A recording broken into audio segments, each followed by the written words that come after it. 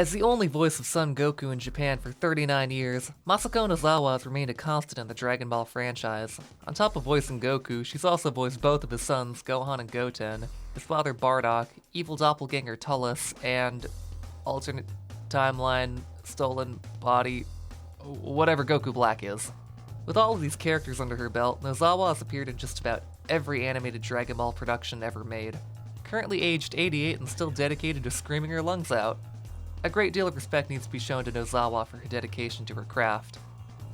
After Akira Toriyama himself, Nozawa is the name most associated with Dragon Ball.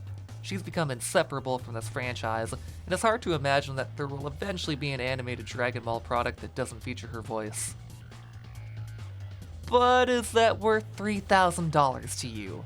There's this autograph company that I'd never heard of until this year that was offering 90 autographs from Masako Nozawa herself for the low price of $3,000 each. Yes, I know that value is determined by supply and demand, and that Nozawa has never done anything like this before for an American audience. But I have to question if it's worth it to the average person. To do this, I decided to do a little thought experiment. Using a calculator in the episode guide from the Kanzenshu website, I'm going to calculate how many hours of TV Nozawa has recorded for Dragon Ball to see if it's worth it. For the sake of my sanity, I'm going to be doing a lot of number rounding. There are 6 Dragon Ball television series, with each episode on average consisting of about 23 minutes of content. For this process, I'm going to be rounding each episode to 23 minutes.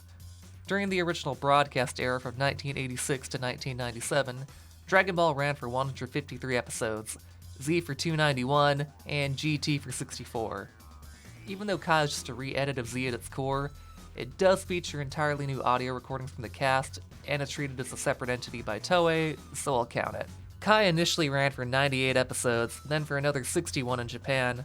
However, Toei originally produced 69 episodes that were released internationally, and since those feature new recordings for the Japanese cast as well, I'm going with the international numbers. Bringing us into the revival era of Dragon Ball, Super ran for 131 episodes, and finally Daima for 20. If we're to add up all those episodes across every show, we have a total of 826 episodes across the entire televised franchise. However, there were 2 TV specials produced as well during the production of Z, and one for GT, a reunion special in 2008, and another Bardock special in 2012, so we need to include those. That brings us to 831 episodes of TV. Now we multiply that number by the 23-minute episode average, and we get a total of 19,113 minutes of content, which when calculated to hours is approximately 318.55 hours of content. Man, those were a lot of numbers. I'm sure glad that's over. Yeah, but what about the movies? So there were 17 non-canon movies produced during Dragon Ball's original broadcast era. Each movie ran anywhere from 45 to 60 minutes, but the majority seemed to have a 50-minute runtime. So once again, for the sake of my sanity, I'm going to be rounding off to 50. Multiplying the 17 movies by 50 gives us 850 minutes of content, which rounds to approximately 14.1 hours of content. The 4 modern Dragon Ball films all had full theatrical releases with full theatrical runtimes to match. Battle of Gods being 105 minutes for the extended version, which I'll be using since it's the complete version of the movie. Resurrection F comes in at 93 minutes, Super Broly at 100, and Super Hero at 99. Adding them all up gives us 397 minutes total, which rounds off to approximately 6.6 hours of content. If we're to add these numbers to the calculations I got for the TV show, that brings us to 2,360 minutes, or approximately 339.3 hours of animated content.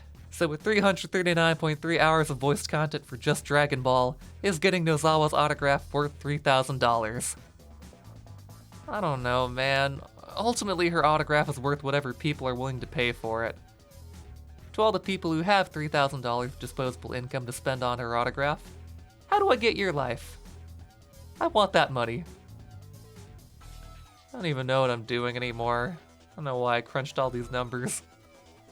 Ah, crap, I forgot to add on the Raging Blast 2 OVA and One Piece crossover. Man, I'm too tired for this. Jeez, this video's a train wreck. What am I doing with my life? Video's over. This isn't fun anymore.